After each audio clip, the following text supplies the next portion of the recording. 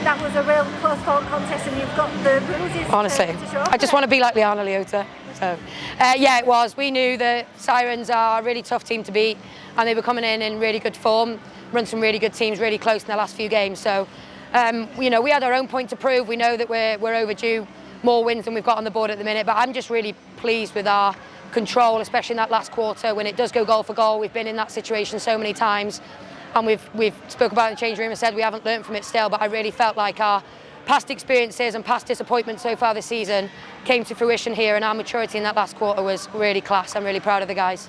Do you think we learn from each quarter going on to get that at the end? I think so, but we still need to learn that teams are going to come out and adapt, and you know, I was really pleased with how we came out and started that game. Liana said that we have to start with really strong energy and really control the game from the off, and I felt like we did that.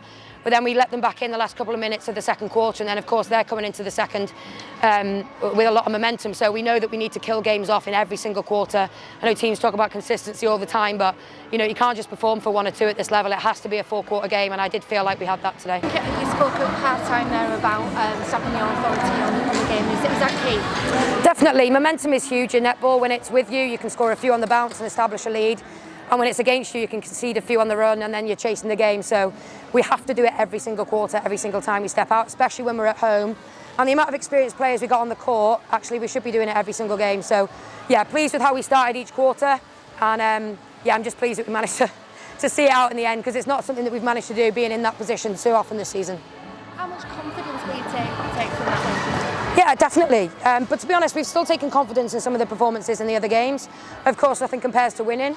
We can't lose sight of the process and why we got those points today, so we'll still analyse like we do every other game, regardless of the result. But yeah, it's massive, of course. You know, we can take the positives from each game, but it's performance sport, and we want to be winning. That's why we fell in love with the game, is that feeling of being jubilant and successful as a team. So that'll be huge for the guys individually, confidence-wise, to know that they can see out a game for 4 quarters. It was a full team effort for the whole match, and yeah, I'm just really, really pleased with the guys with the game management towards the end.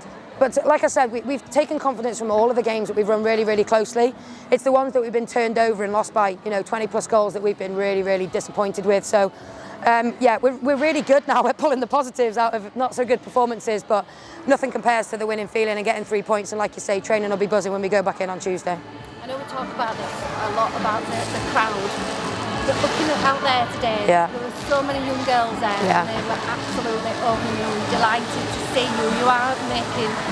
You're inspiring these young people. Yeah, it's really, really cool. And to be honest, you can forget it, because you just go from one training session to the next, focusing on what you've got to do, trying to impress the coaches, trying to work for your team, and you can sometimes become a little bit insular and forget that there's a whole world out there that your families go through with you, win, lose, draw, but also fans are super inspired every time we come out. And for me as a new Rhino, we've spread ourselves around Yorkshire, and every single time we play at a new venue, I think, oh, I hope people are there, and I can't believe I even asked myself now, because it's sold out every time we come. And it's so nice to meet all the new Rhinos fans, and they've been loyal this season, because we've not given them an awful lot to shout about, but hopefully gave them something to go home happy about today.